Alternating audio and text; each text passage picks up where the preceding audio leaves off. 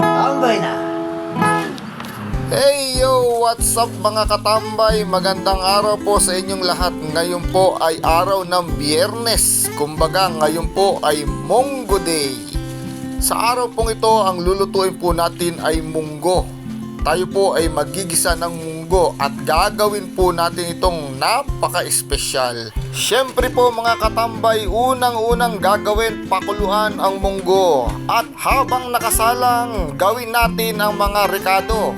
Tagtarin natin ang bawang, pinuhin natin ang konti, isunod natin ang sibuyas. Siyempre balatan muna bago ito hiwain mga katambay. Isang pirasong sibuyas sapat na sa ating gigisahing munggo sa araw na ito. Isunod natin ang kamatis, tanggalin ang sungot, hiwain ng maliliit. At siyempre ang isa sa nagpapasarap ng espesyal na munggo sa araw na ito ay ang tinapa mga katambay.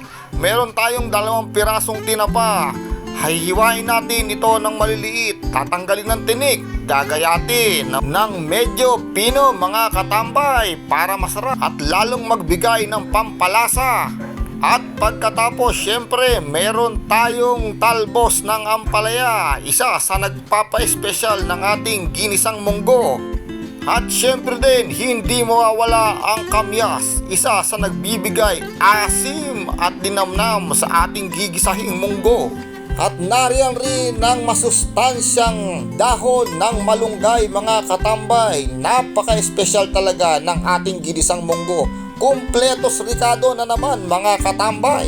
Syempre, pagkatapos niyan, hihiwain na ang tofu. Isa rin ito sa magbibigay lasa sa ating gigisahin. At pagkatapos niyan, nakumpleto na yata ang lahat ng ating sangkap. Isa rin sa gagawin nating toppings mga katambay, ang liempo ng baboy. Gagawin ito nating overload mga katambay. At ayan na po mga katambay, nakumpleto na po lahat ng ating ricados. Napakagandang tingnan. At pagkatapos na mapakuluan ng ating munggo, ayan po, sumabog na po ang mga balat nito. Sandukin na po natin at ilagay sa isang lalagyan. Pagkatapos palamigin, handa na pong igisa ang mga ricado mga katambay. Painitin ang kawali, isa lang na ang liempo sa ating kawali. Huwag nyo pong lalagyan ng mantika, lagyan lang po ng konting asin. Yan pong baboy na yan ay kakatas at magsisilbing mantika na magsisilbing panggisa natin sa ating gagawing ginisang munggo mga katambay. Halu-haluin lang natin mga katambay. Siyempre habang naghihintay, pwede nating takpan ang ating liempo para mas mapabilis ang paglabas ng mantika nito. Ang mantika na yan na magsisilbing pampalasa at natural na pampasarap sa ating ginisang munggo mga katambay. Halu-haluin lang po natin, maya-maya po'y lumabas na ang kanyang mantika mga katambay. Isunod po nating pirituhin ang tofu mga katambay. Ayan po at ating isalang ang tofu. Pagkatapos pong halu-haluin lang, maya-maya po ay namumula-mula na ito. Igilid lang po natin ng konti sa ating kawali at simulan na nating gisahin ang ating sibuyas at bawang mga katambay.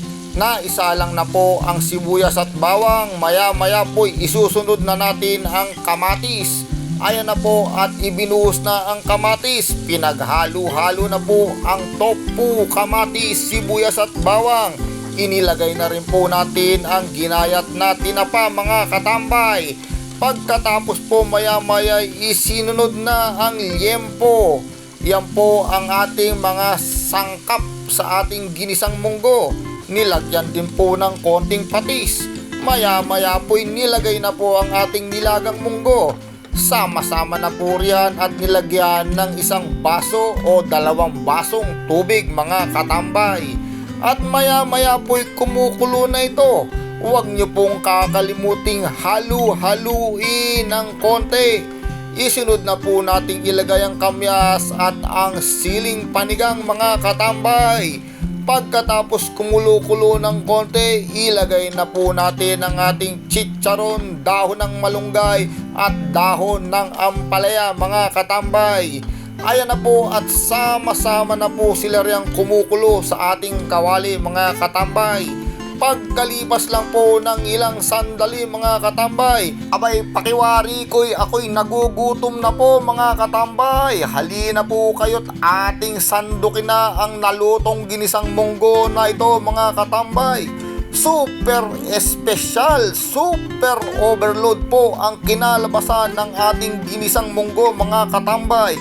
Ayampot napakaganda ng ating pagkakaluto mga katambay. Lagyan po lang natin ng 3 pirasong piniritong liempo sa ibabaw, konting tofu at konting chicharon. Napakasarap pong tingnan mga katambay. Abay ako'y gutom na po mga katambay. Ops, isang pagkain napakasarap na naman po ang ating naluto ngayong araw. Muli po akong nagpapaalala, huwag niyo pong kakalimutang mag-follow, mag-share, mag-comment at mag-like sa aming Facebook page. Ang inyong nakatambay na chef, Chef Boy Tambay.